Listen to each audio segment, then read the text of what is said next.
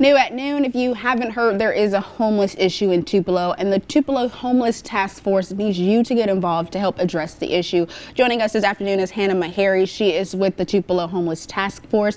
Thank you so much for joining us this afternoon. So first, people who don't know, what is the Homeless Task Force? Yes, it's an interdimensional interagency council of all different programs, all different agencies, city departments that meet once a month to kind of talk about homelessness and how it affects our community, what's causing it, what solutions are we implementing to address it, and what else can we do in the future to prevent homelessness long term. Okay.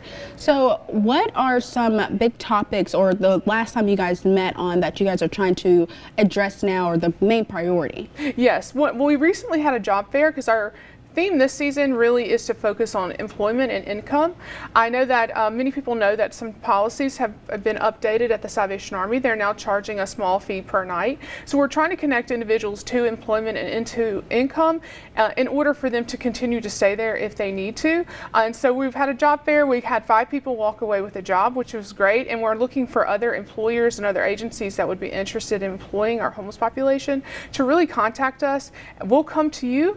We'll help them with transportation, we'll help them with case management. We're really trying to get our homeless population into jobs because we know that will lead to stability and on their path to housing as well. So I know that we have addressed this before, and as you can see on your screen, this is a flyer for all the Homelessness 101. So talk to us a little bit about this Homelessness 101. Yes, so we call Homelessness 101 is like a community education class. If we know we hear a lot of buzzwords like homelessness, panhandling, all of these different words, and we kind of need to define them, because if we don't have a shared language around a problem, around an issue, we'll never find a solution for it. So Homelessness 101 is an opportunity for us to get together to define what homelessness is. What are the solutions to it in our community? Like I said earlier, what could we try differently?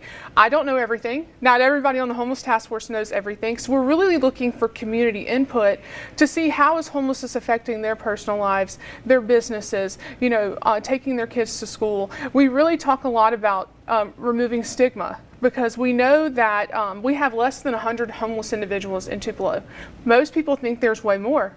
It's because we do have panhandling here. And so making sure that we're deterring panhandling and we're also addressing homelessness are 2 of the things we're going to discuss at Homelessness 101. So if you want to know how to deter panhandling, because it does give us a false sense of what homelessness looks like in your community, and ultimately what is causing homelessness in Tupelo, and all of the different service projects and needs that our task force has that our federal funds or our state funds don't allow us to pay for. So we really need our community to kind of step in, fill a few of those gaps, and truly just have a collaborative solution to a community issue. Okay, and then really quickly, when is this class happening and who can attend? Yes, anyone. Literally anyone can attend. I always say if you belong to a church, you belong to a club, you work in an office, you just drive your car in Tupelo. We want you to come to this meeting. We want you to kind of learn more about homelessness and what we're doing. It's next Tuesday, November 14th, 6 o'clock at the Salvation Army. So you'll be able to meet the new leadership there, along with all of the other Homeless Task Force members.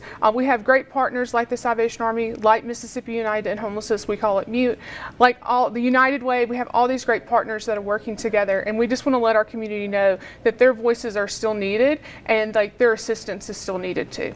Thank you so much for joining us, Hannah. Thank you. Coming up next, who has seen the price of